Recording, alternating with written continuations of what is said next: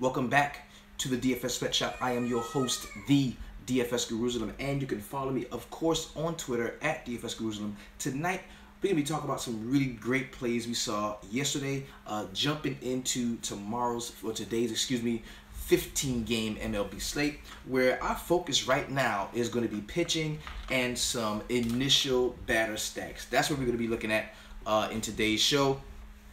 Because, of course, the one spot where we know, the one spot where we know we're going to see guys and know who they are right now, for the most part, Andy Williams, what's happening, big homie, is as far as pitching goes. So we get that pitching together, take a look at it. Hey, yo, good night for Paul Hollis, man. What's up, Tone? Look, what's happening, big homie? Yeah, we get that pitching together for the night, kind of take a look at it, see what we think initially, go throughout the day, see how things shake out, and then we can, get into, in the line drive at 5, we can get into our definitive batter stacks. Pat Webb, what's happening, big homie? Kaheem Jones is in the spot, man. We got some love on YouTube, and as well as always from the Facebook VIP. Now, we're going to be talking about tonight's slate. There's going to be graphics up and available for the VIP to view. However,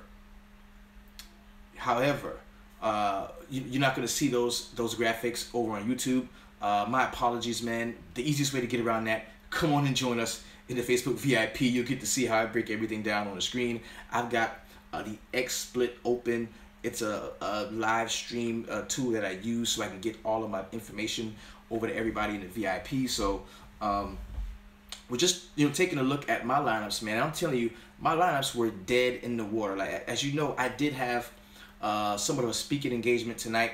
I had to go out to Hartsville, South Carolina, and talk to a group of young fathers about fatherhood and the challenges that I face. It wasn't like a bragging session where I was talking about how great I was. Actually, it was the opposite. Me talking about a lot of the mistakes I made as a young father and some of the mistakes I make now. So it's cool whenever you get to let your guard down, talk to people, and be honest with them. Tell them what you've really been going through. And you'll find that a lot of our problems are very, very common. We've got a lot of common problems. And when you're going through those things, you don't think you do. You think you're the only person that had it so bad. And that's just not the truth. We have a lot of common problems. So it's good. It was good to get in that group and talk to those guys, man. I felt really good, really refreshed. But the downside to this is, on the way, I had to make my lineups. And you know how I feel about texting and driving, or making lineups and driving and shit like that, because we just got hit by a Texan driver about a month ago. So I did it real quick, man. Stopped at the gas station, made a couple lineups, and I had a ton of exposure. You can see right here, I had a lot of Arenado, which was good. I had Daniel Murphy. I had Bryce Harper. I had Delino DeShields. I had, in this lineup alone, I had 4 zeros, and the shit still cashed because of the Justin Smoke play that I talked with you all about. Arenado, of course, who had a nice game.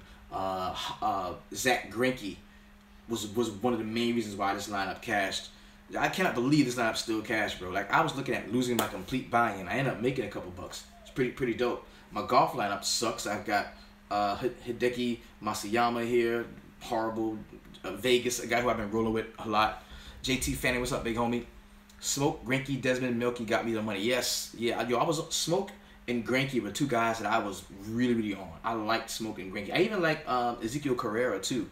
I was on him. Me too. 4 zeros in the lineup in cash. Yo, it was like that tonight. It was because a lot of the guys that we chopped up in the shop did really well, like we thought they would. So that kind of covered up for any other mistakes that we made along the way in our lineups, and that's pretty cool, man. Whenever we have that group of guys that we all liked. My best lineup was at 126 with a 0 for Mike Trout. This was in that late slate. I took a chance in the spot and went against the field, and I played Bronson Arroyo, a guy that I was kind of looking at in the main slate, but in the late I was like, yo, fuck it, live or die, play Arroyo, be different from everybody else. And he got at 12% owned, he got 11.3 points. That was pretty solid. It wasn't bad at all. The twin stacks got me the bread. Forgot the shortstop name, but he had 27 with Sano and Dozier hitting bombs. Yo, that was good. Mo, I was on that Baltimore game. Yo, that shit hurt me, bro. At one point, I was like, I'm not even going to look at my phone anymore. I'm not even going to try to get my buy-in back. Fuck it. Let it go. And I started watching, like, yo, I like a couple of these games, and I love Greinke. Fuck it, I'm going to play another lineup. So I did play the lineup, got Greinke in it, and it went well. It went well. So I ended up making a couple dollars. You cannot argue with that. Looking at some of the better performance.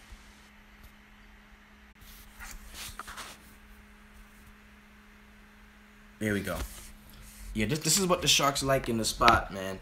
Whenever you have not only a Coors slate but a Kershaw slate, the very first instinct they want to throw to you is, though, you gotta pay up. You gotta pay up for Cueto. You gotta pay up for Kershaw. Porcello's looking really nice. So, you know, paying up. It's a few things that really piss me off about the talking heads and the way that they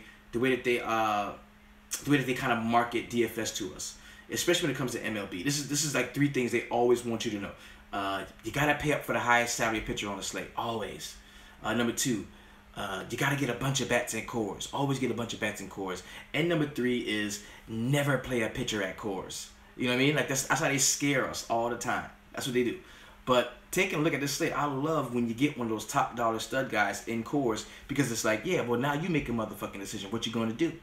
Are you going to fade Clayton Kershaw? You're not going to play a pitcher in Coors? Are you going to do that? Or are you going to play a bunch of bats in Coors against Clayton Kershaw? You're going to play a bunch of Colorado bats against a great pitcher like that? What are you going to do? You know? It kind of shakes him up a little bit, right? Kaheem Jones says Donaldson at third base. Thank me later. He went drizzy on him. So, and that's why I like these kinds of slates. I like slates where you get a stud, an automatic stud in Coors Field, because it kind of shuts them up a little bit. They have to make a real decision. They can't just skirt around the fact that, oh, it's the Coors slate, and oh, over here you got Scherzer and Kershaw. Like, they can't get away. Kershaw is 9.8 on FanDuel. Gotta do it. I can dig that. I can. You get one shot, one kill at the pitcher spot on FanDuel. So I can definitely dig that. I'm all good there. All right, so let's go ahead, man, and jump into the slate. Take a real look at it, man. We're gonna start, and all of these, the pitching plays that we're gonna be coming up with, these are speculative. I think they should be pretty much set in stone at this point. We've got first game on slate is gonna be the Houston Astros, and of course my New York Yankees. Shout out to everybody who stuck to their guns today. That said, yo, I'm rocking with Keiko.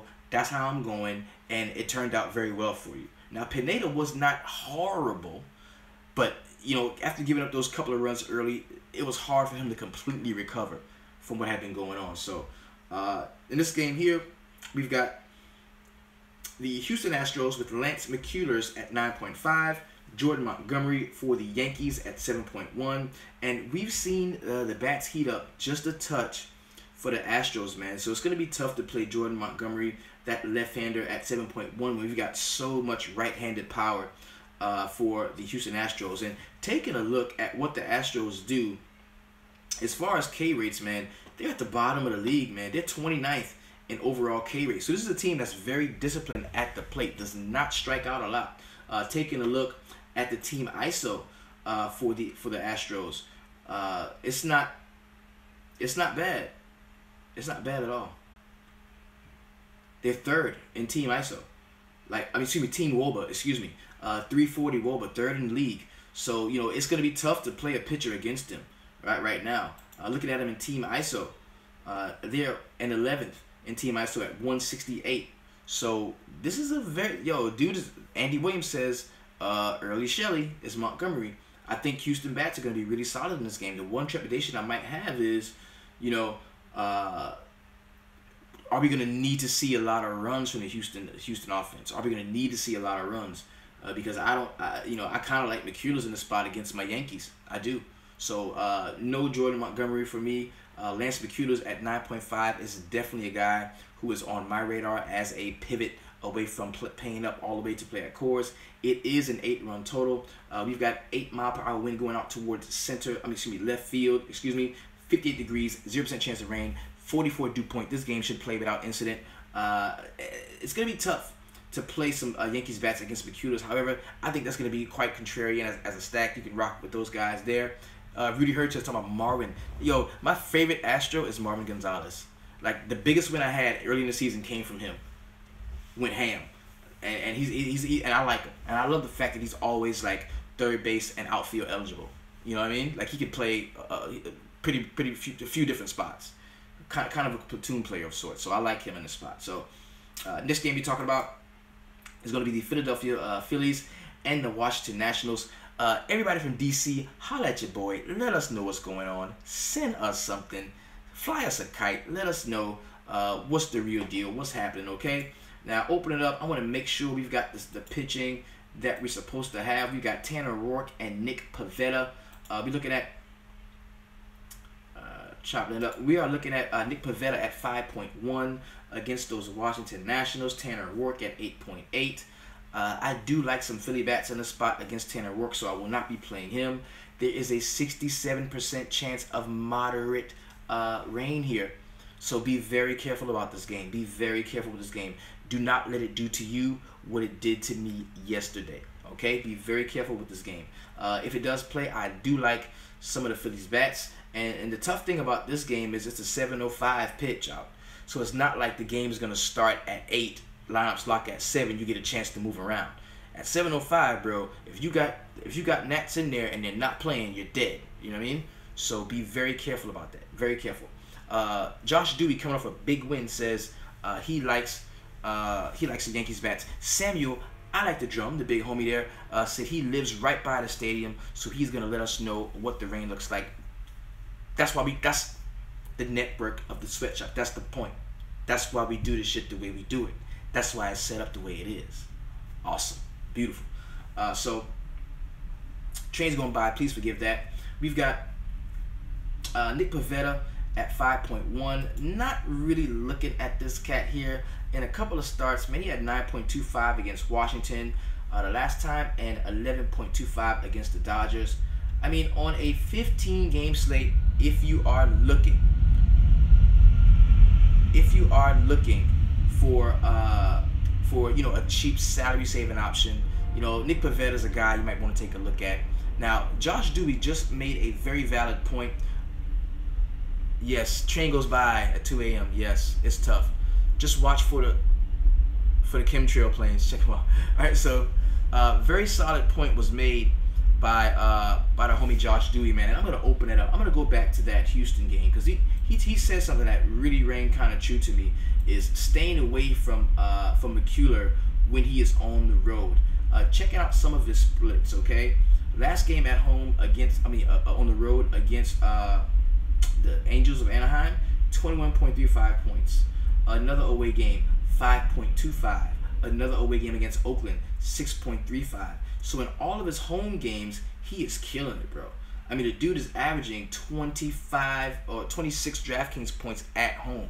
So the fact that McCullers is going to be in New York away from Houston is kind of making Josh Dewey want to go that way and play some of those Yankees bats. I can definitely dig that. It makes a lot of sense. It really does.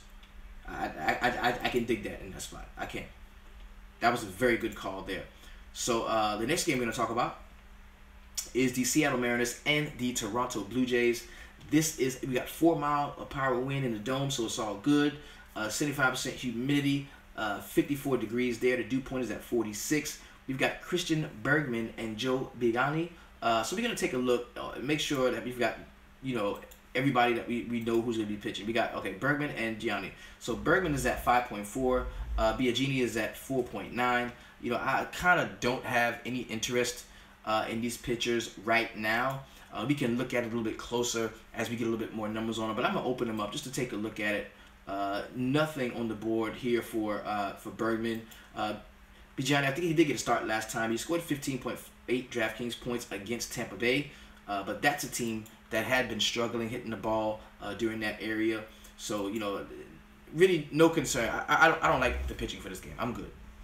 I'm good on this one. Now, I do still like some of those Toronto bats. It's an 8.5 run total. I like some Toronto bats in the spot. Cano, I think he's on a 10-day DL, so we're not going to be seeing him tomorrow.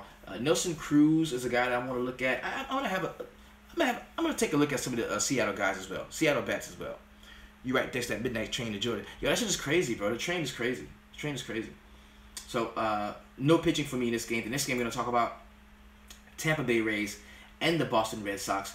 Yo, some of the most interesting BVP stuff I've seen so far comes against a lot of against Rick Porcello, and we're gonna talk about that in just a moment. Okay, where there's smoke, there's fire. I like that. That's dope. Yo, I was on Smoke. I was like, yo, play Smoke. I was on him. Dude went ham. He went ham. I was on him. So it seems here we got Alex Cobb and Rick Porcello. Don't really want to attack the Boston bats in this spot with a Tampa Bay pitcher. It's an 8.5 run total. I think we can see a really solid run total in this game from both batting sides. So I'm going to take a look at both of those. The Rays, dude, it's nuts. Yeah, I'm going to take a look at both of these cats. We look at some BVP stuff against Porcello, and the Rays hit the shit out of this dude. Especially the left-handed Rays. They crush him. Porcello went down 1.3 or so. What do you take from that? I don't like Porcello. He's never been a guy that I like. He throws like the freakiest, crazy pitches, and they be hitting the shit out of him, bro. I don't like him. I don't like him, man. I don't like him. I like the bats more in this game altogether.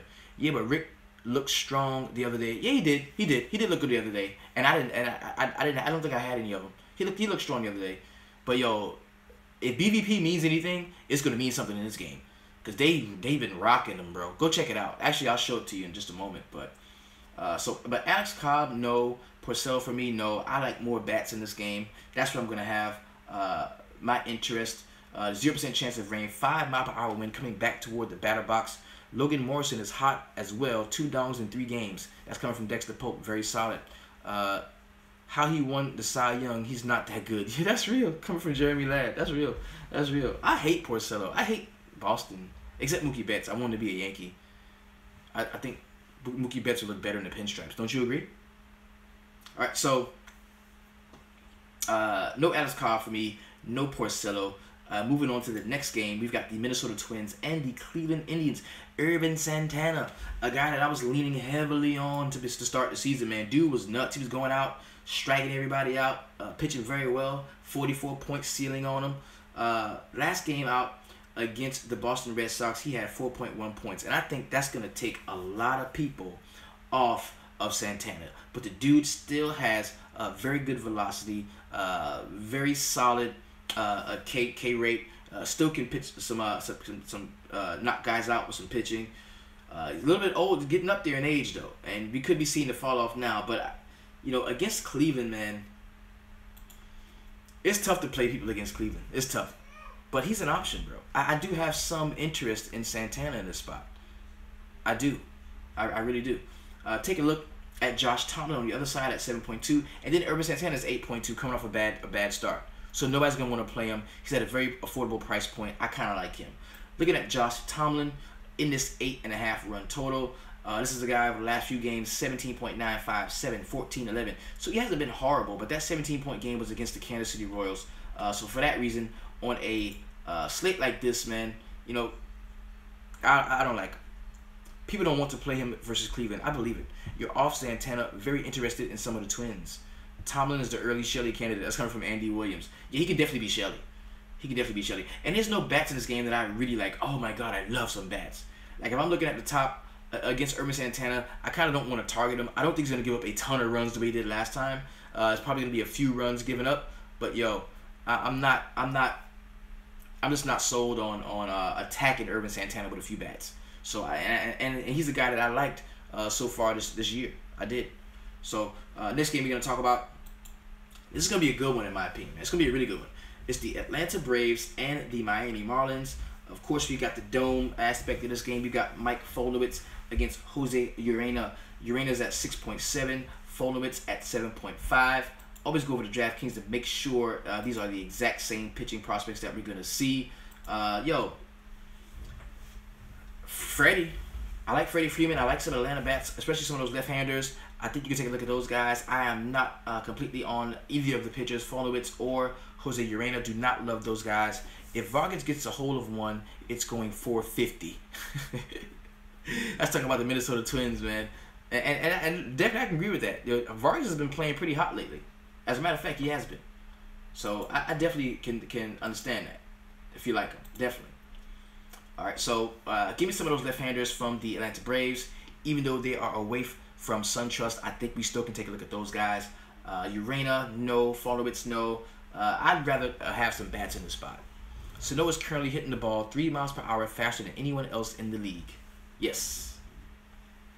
That is so true. And an 8.5 run total for the Miami Marlins here. Next game we're talking about is the Oakland Athletics and the Texas Rangers. We got Jesse Hahn at 6.8 and Andrew Cashner at 7K. Taking a closer look at Hahn over the last few games, 14, 16, 28, 19, and 16. So that game where he scored the least amount of DraftKings points this year was against the Detroit Tigers. They showed out, man, and that was a home game for him. But you know, Jesse Hahn has shown flashes of some very solid upside. This is a very decent pitcher. I'm interested in Hahn in this spot. I really am. For a couple of reasons, man. Number one, he's going to be facing, if we take a look at open it up, looking at the Texas Rangers, man. Now they are actually fourth in the league in K rate, man. 24.3% K rate. So they're very high in K rate. But on the flip side of that, we take a look at the team WOBA, and they are 23rd, which isn't very good at all in terms of, you know, the rest of the league. 303 WOBA. But when they do get bats on the ball, they crush. And I'm sure the ISO is something that you can definitely take a look at, and it'll explain that for you. They're 7th in the league in ISO with a 177 isolated power rating.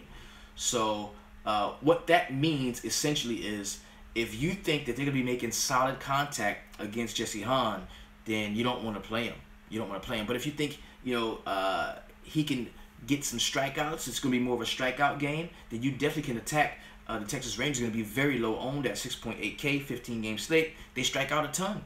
So you can take a shot at Jesse Hahn. He is somewhat of a strikeout pitcher, and he does pitch a lot of ground balls, not a high fly ball guy. Andrew Cashner at 7K against the Oakland Athletics. Now, this is a 9.5 run total.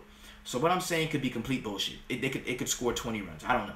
But taking a look, this is the guy that's the weak link for me. Andrew Cashner for me is the weak link. You know, 17 points in the last game against Seattle, 8.7 against Houston, 4.4 against Minnesota, 15 against Kansas City, 5.2 against Seattle. I think Cashner for me is the weak link in this spot. And we've got 14-mile-per-hour wind going out toward right field. And this is in Globe Life Park in Arlington, Texas. 0% chance of rain, 78 degrees, 58 dew point. Balls could fly out of here. Attack Rangers today with Richard. The ground ball pitchers can do well against them. And I believe that, definitely. But look at the run total. It's 9.5 run total, 14-mile-per-hour wind going out. You may want to take advantage of some of these Oakland Athletics guys. Those are guys that I kind of like just immediately off looking at the game first glance. I like them. They're cheap as shit, bro. Oakland is to me, they're a sneaky stack. They can help you pay up for that pitching that you like. I kind of like them as a, you know, initial stack that we can talk about. And we're going to go in the line drive at 5 tomorrow and speak a little bit more in depth about those plays as a matter of fact. Next game we're going to talk about is the San Diego Padres and the Chicago White Sox. We've got Julius Chassin and Miguel Gonzalez. I can tell you right now, Miguel Gonzalez is a guy that I really like. I like Miguel Gonzalez. I do. I'm going to be on him tomorrow. That's just me. I like him. 8K for Miguel Gonzalez. Looking over the last few games, 16, -5 against Detroit, 30 against Kansas City. Now, even though it's Kansas City, that's showing that he does have that upside. He really does. 25 against my New York Yankees, 11.02 against Cleveland, and 12.7 against the Minnesota Twins. So the guy does have upside, man. A very experienced pitcher. I kind of like Miguel Gonzalez in this spot. I like him. I'm on him. And taking a look at where the San Diego Padres sit, third in the league in K percent. They strike out 24.5%. So that's more than the Rangers. They strike out a lot. So I do have definite interest in him. Taking a look at the San Diego team WOBA, seeing where they are. They're toward the bottom of the league, I believe. Yes, they are 28th in team WOBA at 286. That's not good at all. And taking a look at that ISO for them as well, we're going to see San Diego Padres are 19th in team ISO at 155. So I'm not afraid of this order at all, and I will be playing some Miguel Gonzalez tomorrow. Gonzalez is another guy I have interest in. Yes, I agree. I like him. I'm going to be on Gonzalez. That's a guy that I like. Julius Chassin, no. I kind of like a lot of the White Sox tomorrow. Shout out to the homie Edwin Neves. If you are here, let us know what you think about playing some White Sox. I kind of want to use them as a stack. Opening it up, looking at Julius Chassin in the spot. 11, 17, 5, 29, 2, 26, negative 13. His first game was his worst game. And he has kind of righted the ship just a little bit, but hasn't been phenomenal. And for that reason, I think I like some of those White Sox guys tomorrow. Next game we're going to talk about is going to be the New York Mets and the Milwaukee Brewers. This should be another good one, man, because this game is going to be at Miller Park, very solid hitters park. Now, I'm telling you, you got Matt Garza at 7.7. If you like BVP, you're going to want to take advantage of some of the Mets bats in this spot. It's a 9-run total. That's very fair. You got Matt Harvey at 6.9. This is game stack to me. This is game stack to me. This is play guys. This is like play Thames against Matt Harvey. This is play Travis Shaw against Matt Harvey. But don't forget to go on the other side and play Jay Bruce against Matt Garza. This is kind of like a game stack to me, where I don't like a complete stack of either side. But I think if I get the correct mixture of guys from both teams, I can really make some hay. And this is also a game that's inside of that 6-game turbo. I can go in there and make some lineups that I really like. So I hate the pitching on both sides. You know, the price is kind of down on Harvey, as it should be, man. -3, -6. Last 2 games for him were negative. His highest point total of the season was 21.2 against the Atlanta Braves. That was the very first game of the season. So I love the batters in this game on both sides. I don't have any issue with playing batters on either side of this game. You've got Harvey and Garza. Don't want either one of them. Both of those guys are very Shelly candidates for me. 9-run total. Yes, let's do it. Next game we talk about is the Baltimore Orioles and the Kansas City Royals. Now here, I think we've got Bundy on the mound. Let's be sure and make sure what we have. Let's check into it to make sure. Yeah, I've got Danny Duffy and Dylan Bundy here. You know, Bundy, I kind of like Bundy in this spot. What do you think? I think Bundy can be a solid play here. You know, going against the Kansas City Royals, you know I always like to attack the Royals. I think Bundy can be in a good spot. Yeah, I think Bundy can be in a good spot. Now here, what I'm looking at is giving me Chris Tillman, but I do think Bundy's going to be starting. He is the one that's on DraftKings right now. So if something changes, we'll know way before lock. Against Kansas City, Bundy is okay, but not against the Nats. No, Bundy versus the worst offense in MLB. I'll take that. Off Bundy gets like 3 strikeouts per game. I can dig it. Now, on the other hand, take a look at Danny Duffy, the left-hander at 8.6. That's a guy you may have interest in. Looking over his last few games, we had 12.2, -1, -4, 22, 26, 15, 23. Now, we know that the Orioles strike out a lot, man. Taking a look at them, where they are at K rate, they're 10th in the league, 22.7% K rate. But what you're going to get from them is you're going to get power from them. You look at the team WOBA for them as well. Talking about the Orioles, that is, and they're 20th in team WOBA at 315. But this is where you're going to see them separate themselves from a lot of spots. That team ISO, man, from the Orioles is 159. Not very great. So give me some Bundy. I kind of like Bundy. That offense is stale. Duff, man, at home versus a team that struggles with lefties. I like him. It's coming from Jeremy Ladd. I do like Duffy tomorrow as well. Duffy is in consideration for me. He is. Duffy is in consideration. I kind of like him. I can go there. Now, Royals bats? No, I'm not on Royals bats. You can do that. I'm not doing that. I'm not on Royals bats, and I'm not heavy on Baltimore bats. I do like Duffy. 8-mile-per-hour wind coming back toward the batter box. Yo, Duffy's last, and see, that's what that's why I think nobody's gonna be on him. His last couple of games haven't been very good. They haven't been on him. Yeah, Duffy's last couple of games have not been very good. That is true. Over the last few games, 12, -1, and -4. But he saw that stretch where against Minnesota, Houston, the Angels, and Texas, where he averaged about 21 DraftKings points per game. So he hasn't been very good over the last the last 3 games. His last game against Cleveland, he got 12. So I think you know, the fact that a lot of people, I mean, and he's got like a 29% dud rate as well. So curb your enthusiasm, but I kind of like him as a GPP play. I really do. Miller is what he got. I like him as a GPP play. Next game we're talking about is the Chicago Cubs and the St. Louis Cardinals. This should be a good one, man. We've got an 8.5 run total here. 9-mile-per-hour wind coming out towards shallow right field. 71 degrees, 0% chance of rain. Eddie Butler is on the mound for the Chicago Cubs. Somebody tell me something about Eddie Butler in this spot, man. We've got a couple of Cubs fans in the house. What is the story on Eddie Butler? For that reason, I don't think I'm going to have anything there. He could bounce back, but think there's a better pitcher at his price point. Talk about Roark. I'm going at Roark. I don't like him. Plus, he might not even play. Roark might not even play. That game might not even play. The Washington game, it's moderate rain. You know what I mean? Like a 57% chance of moderate rain. So that game may not even play. Sorry about that. Trains in the background. I live across the tracks. I live on the wrong side of the tracks. All right. So then you got Mike Leake at 7.3 going against the Chicago Cubs. Yes. You know what? BVP this is a spot where BVP kind of pisses me off because one of the best batter versus pitching matchups on this slate, one of the best ones on the slate is going to be one of the coldest guys in the league, and I'm talking about Rizzo. Rizzo is one of the coldest guys in the league. Is he even going to be here for this game? Like, is he going to be in the rotation? Was he put on the DL? Was he on what's the story on Rizzo? Is he going to be playing? Is he going to be sitting out this one? But there's some very solid BVPs against Mike Leake in this spot, and Mike Leake hasn't been super bad at all. If you look over his last few games, he started the season with 23 against Cincinnati, 31 against Washington. The last few games, 14, 16, 21. So he's been fairly consistent.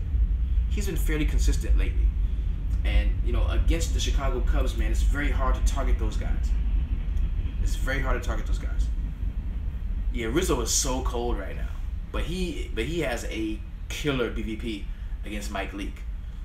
So I do like a few of the left-handed bats. I always like to lean on Matt Carpenter at first base. I always like him. Colton Wong is the guy who's been playing pretty well lately, but now he's priced up some. You look at Sierra, who's been playing pretty decently, another left-hander. So I like a couple of the St. Louis bats. And of course, you gotta like some of the Chicago bats. The Cubs guy played for the Rockies last year and was pretty bad, but supposedly had turned the corner. I'm playing some cards. Thank you. I'm playing some of the Cardinals. All right, next game we're talking about is the game that's going to be on everybody's mind. This is the game everybody's going to want to get a piece of. This is the game that when you go listen to the larger sites, they're going to tell you, you got to get guys in this game. You got to play. You got to pay up for pitching, blah, blah, blah, blah. And what? Because Clayton Kershaw is at 11.3K. It's the guy that usually does Russell Westbrook numbers. 11.3. So by involving yourself in this game, you're gonna break a rule. Because if you play Kershaw, you broke the never play a pitcher at Coors rule. If you play bats against Kershaw, you're gonna break the rule. You play bats against Kershaw, right? So the safest way to go would be to just play the Dodgers bats, and then you won't ruffle any feathers. But that's not how you get to the money, baby. You gotta make a choice. You got to make a choice. Are you going to play Kershaw? If you're not going to play Kershaw, it's not just as simple as, oh, I'm not playing Kershaw, so I'm going to attack him. Because my reasoning for not playing Kershaw in this spot is not because he's at Coors. It's not because, not because I think he's going to get hit. It's not because I know who's going to hit him like other pitchers. For me, I'm not playing Kershaw because he's just too expensive. 11.3, it's a 9.5 run total. Like I don't want to put that much money into a total that high. And we know that this is just a knockdown total, because if it was somebody else pitching other than Kershaw, the total would be like 7, even though it was in Coors. Depends on who sits for Colorado tomorrow, if anybody. So if you want a one-off from Colorado, I'd go Arenado. And Arenado has an amazing BVP against him, a really good BVP against him. He's like the guy that hits him. And this game is in Colorado. So we've also got 11-mile-per-hour wind going out toward left field. Right? Tone Loke says, yeah, there's a couple of guys here. Matter of fact, let's take a look at it. There's a couple of guys that have a very solid BVP against Kershaw. Man, you got Arenado, 41 plate appearances, 39 at-bats, hit 2 home runs. He's been struck out 5 times, batting .333 with 2 walks. We got Gerardo Parra, 36 at-bats for him. Batting .333 with 9 strikeouts, 2 walks, and a homer. You got DJ LeMahieu, who has a solid BVP against it. Well, not very solid, but a bunch of at-bats and 11 hits, batting .256. So, these are guys that have hit Kershaw in the past. You also got Charlie Blackmon batting .231 against them and 39 at-bats. Now, see, if Charlie Blackmon can't hit you, I think you're playable. Kershaw, for sure, will be in one of my GBB lines, but Cueto is the cash play. Kershaw hasn't been elite last couple starts, and that's true. That's true. So, and that's, for me, that's the reason, that's my reasoning for just not playing them a lot. Either Kershaw, Scherzer, those guys, either I like them and I play them in every lineup. Kershaw, Sale, and Scherzer. If I really like them, I play them in every lineup 100%. If I don't like them at all, I play them in just one. And that's probably what I'm going to be doing tomorrow. And that Rizzo, 44 plate attempts against Mike Leake, 40 at-bats, 15 hits, okay? 2 home runs, 3 walks, 5 strikeouts, batting .375 against him. That's that BVP there. Rick Porcello has an insane give it up BVP, man. You see Logan Morrison, 24 at-bats, 10 hits for him, 7 strikeouts, a home run, batting .417. Against Evan Longoria, batting .234. That's not that huge, but yo, this is gonna be a really solid slate, man. Really solid slate. Corey Dickerson is batting .318 against Rick Porcello. Brad Miller batting .304 with 4 jacks against him. Souza Jr. batting .304 with a home run, a walk, and 8 strikeouts against him. So Porcello has seen a lot of these cats, and they've been giving it to him. They've been giving it to him. So I don't have an issue there.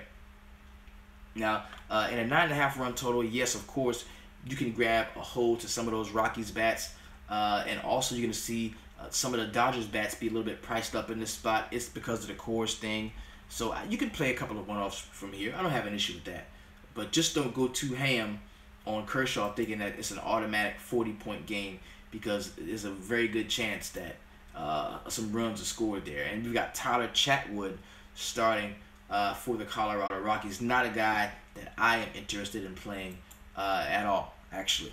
So, next game we're going to talk about is going to be the Pittsburgh Pirates and the Arizona Diamondbacks. How about that Greinke performance today, bro? We were all over Greinke. Greinke went nuts, and he throws this meatball slider 3 consecutive times, and lets the guy just completely study this pitch. And the third time he threw it, because the dude hit one, the first one that he hit, it hooked a little bit and went foul. And for me, I'm thinking, well, do not throw that pitch again, because at this point, Greinke is all I got. Like, I had guys that were rostered in that in the rained out game. So at this point, I'm like, Greinke, like, pitch a fucking complete game shutout, no hitter, baby. Make a stand for the guru. You know what I mean? And we loved him last night. We were all over him. And he throws the third pitch is this meatball slider, bro, and dude just took it.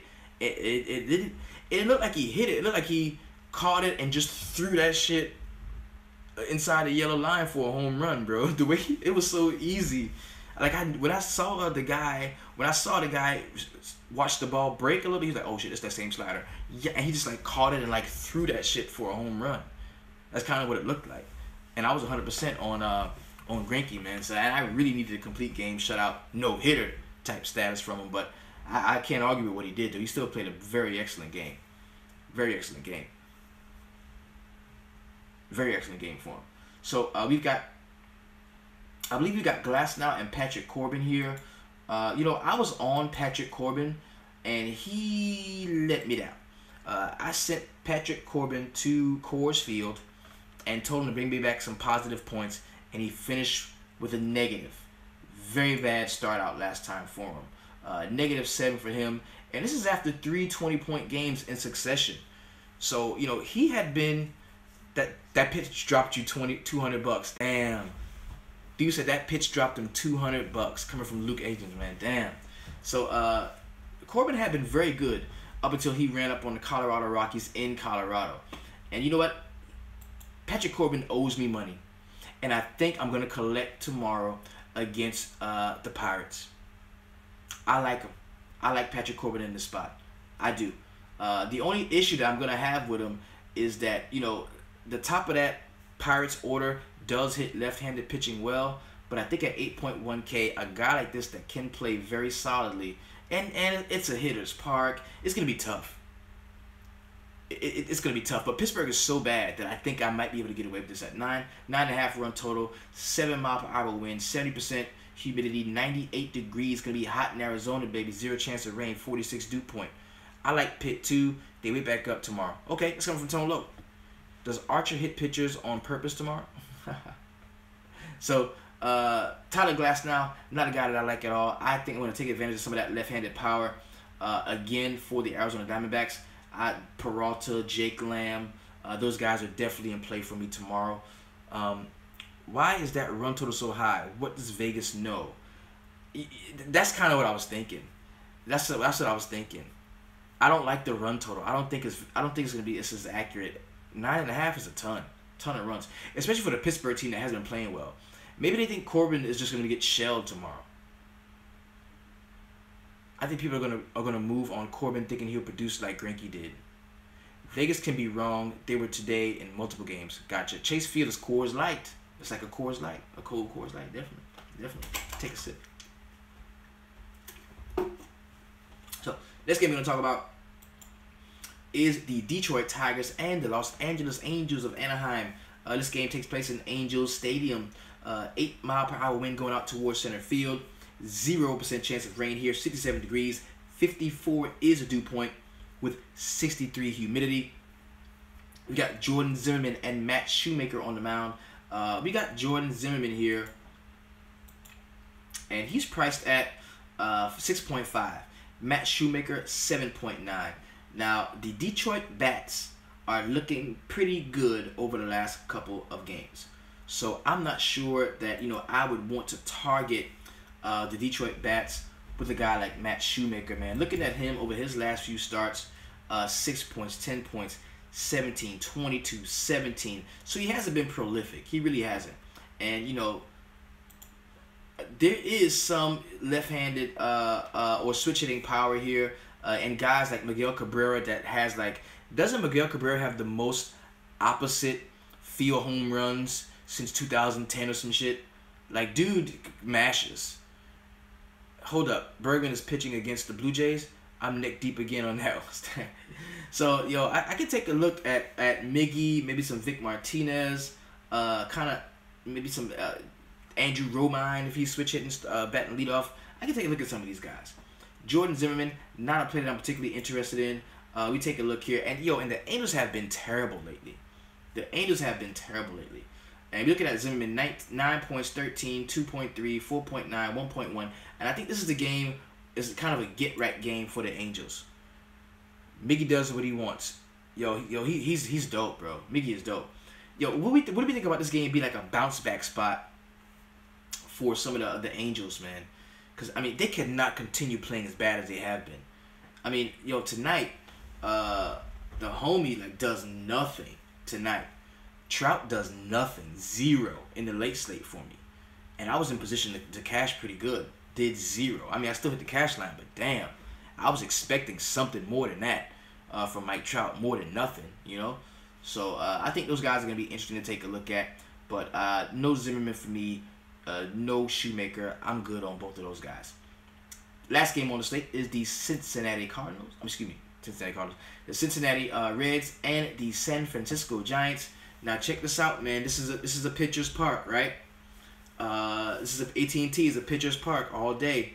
Do I think Hanley Ramirez is just gonna have a bad year compared to what he can do? Yeah. See, I think what they thought was, you see what Big Papi did, Hanley? Go do it. And he's just not capable. I'm not gonna say he's not capable. He's not doing it. Big Papi, was that. It was David Ortiz and it was Big Papi, and he knew when to be Big Papi.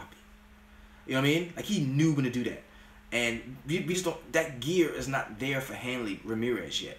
You know what I mean? It's just not there for him, and I don't think that the year for him is gonna be very good. So, I'm gonna throw everybody a curveball in this spot. Okay, I'm gonna throw you a curveball in this spot. And we've got the Cincinnati Reds and the San Francisco Giants, 17-mile-per-hour wind in a pitcher's park, right?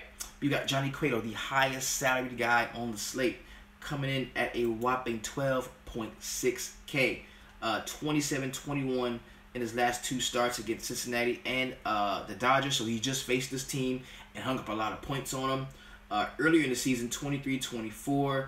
So, by all intents and purposes, it looks like Johnny Cueto can be in a good spot against the Cincinnati Reds. They're at home. It's a pitcher's park. But you've got that 17-mile-per-hour wind going out toward right center field. But I'm going to tell you who I like in this game. I like Feldman. Yeah. I like Feldman. I like Feldman in the spot. Let me have it. Go ahead and pull it on me, baby. I like Feldman. Taking a look. 35 in the last start against San Francisco. 35 against the same team. Of course, they were at home in this spot. -3 against Pittsburgh. 19 against Baltimore. 26 against St. Louis. I kind of like Feldman. I like Feldman, and I don't think he's going to be very highly owned for 2 reasons. Number 1, he's Feldman. And number 2, it's the last game on the slate. People want to see their pitcher get to it early. Dex Pope got the LA pitcher. I would wait to roster Trout until he gets that DH spot. It's coming from Jake Nolan. I can dig that. That makes plenty of sense. So I do like Feldman. And again, I'm not saying I don't like Cueto for specific reasons. I'm not saying that I'm gonna attack Cueto, because normally if I don't like a pitcher that I think is gonna be fairly popular, I attack him. But I think Cueto is in a good spot too. But the issue is I don't want to pay 12.6 for him on a 15-game slate. I don't see the need to pay up that much. I think that is an overblown price point. I think the only reason why Johnny Cueto is 12.6 is because you get Kershaw at under 12K at 11. I mean, you call it a good spot. You call Cueto being in a good spot, going against Billy Hamilton, Joey Votto, Scott Schebler if he's in the rotation. These guys that can hit for power or play that small ball. I'm not a big fan of Johnny Cueto's ball. Votto knows Cueto at the back of his hand. I like Votto. I like Hamilton. If Schebler's in there, I like Schebler too. The only issue in this spot is for this is you don't see the discount that you normally see. You don't see the I'm on Feldman. You don't see the discount you normally see on a guy that's 12.6K. Normally you don't see guys priced up too tough over 4,000. And Joey Votto at 4.1. I like it. So am I gonna stack against Cueto? Probably not. It's a 7.5 run total. I'm just not gonna pay up because he's too expensive. I don't like him. Belt. You got Belt. You like Belt. I can dig it. I mean, I can see Feldman give up a run or two, but I like him. Since he has been a top 5 offense for the month of May. I'm with you, Dex. I had him in 8 of 10. All right, it's coming from Tone Low. So we've gone over the slate. Oh, let's crack this open a little bit. I'm looking at Cincinnati. All right, Cincinnati Reds in K rate. We know that Cueto is a guy that thrives on strikeouts, man. He can go out there and throw 7 to 12 Ks. He can do it. So let's check out where they are.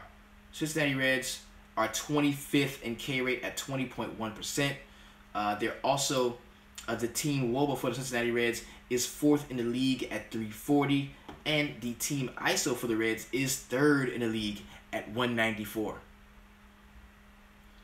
Billy is in the play for me. Cueto is tops in the league in pickoffs and holding runners, I believe. Coming from Dexter Pope, solid information. But we just seen it, man. The Reds are killing it right now. I mean, top 3 ISO, top 4 WOBA. Way down to 20 some odd, 25th or something like that when it comes to K's percentage. So that doesn't put me completely on the Reds as an offense, but it takes me off of Cueto. If that makes sense. Tone Loke, who would you put in there? Agreed, Dex. Old boy has a quick move. All right, so cool. So we've gone through breaking down the slate initially. I want to go and just scroll through a little bit and check out some BVP plays, man, because I know sometimes that can be a tiebreaker, man. When you're tossed up between 2 guys and you really like both of them, and you want to see, well, what did they do last time against the same team or against the same pitcher? And this is why we're going to take a look at that. And I'm talking about, you know, at least 15 at bats, which is not a lot. All right, for the sake of conversation, you got Jose Ramirez against Irvin Santana in 16 at bats. He's batting .563 with 1 walk, no homers, and no strikeouts. We've got another interesting BVP play here. Chris Bryant against Mike Leake. Dude's got 20 at bats. .450 is what he's batting against him with 1 strikeout. That's pretty solid. One of my favorite ones is Abdul Herrera against Tanner Roark. 21 at bats, batting .429 with 2 strikeouts and a jack. You also got Logan Morrison against Rick Porcello. We talked about that. .417 batting average there. And that's in 24 at bats. We've got Joe Mauer against Josh Tomlin in 25 at bats, batting .400 with no strikeouts and 2 jacks. That's pretty solid. I mean, 2 walks. Excuse me, no strikeouts, 2 walks. That's pretty solid. That's pretty solid. So, really solid BVP stuff on there, man. Anthony Rizzo again, .375 against Mike Leake. That's nice. That's nice. Jay Bruce against Matt Garza. Jay Bruce is mashing. Has mashed against Matt Garza, man. In 33 at bats, he's batting .364, 10 strikeouts, 3 homers, 5 walks. So Jay Bruce is a player that I kind of have interest in tomorrow, most definitely. So very solid, some interesting BVP stuff, man, and you can take advantage of that. Of course, then we've got the Arenado and Gerardo Parra against Clayton Kershaw. So really solid show today, man. Thank you all for being here, man, and for watching, man. Thank you for everything you do, man, all the support that I've been getting. Shout out to the guys that won tonight. If you didn't, let's meet back here at 5 p.m. tomorrow for the line drive at 5. That's when we're going to take a quicker, a more in-depth look at our batter stacks, as well as hammer down the pitching plays that we like. But just to get it cracking in your mind, I think what we should do is just take a look really quick at some of the pitchers that we like. And I'm going to talk about them, okay? Now, and this is where I'm at, you know. No Cueto for me. I don't like Kershaw as much, but I might have him in one. Lance McCullers was on him for a second. Josh Dewey, some of the other guys advised that he is better served at home. He is away, so I'm going to back off there. Some of us like Rick Porcello, not me. I will be attacking. We've got Tanner Roark. I don't like him. Danny Duffy. I kind of like Duffy in the spot. Irvin Santana is a little bit appealing to me. I kind of like Irvin Santana in the spot. I'm there.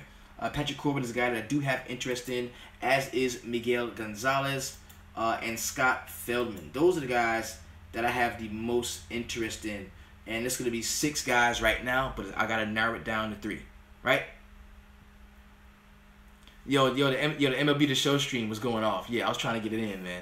I love that. I love that shit. As you can tell, I'm not very good, me personally, but the guy I made that fought his way up through the ranks and is now the best second baseman in the league, he's a fucking monster.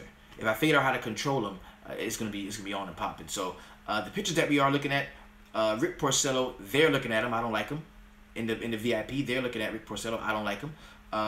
Danny Duffy is a guy who I like. Irvin Santana is a guy who I like. Patrick Corbin is a guy that I like. Miguel Gonzalez is a guy that we all like. Scott Feldman is a guy that a lot of us like in here too.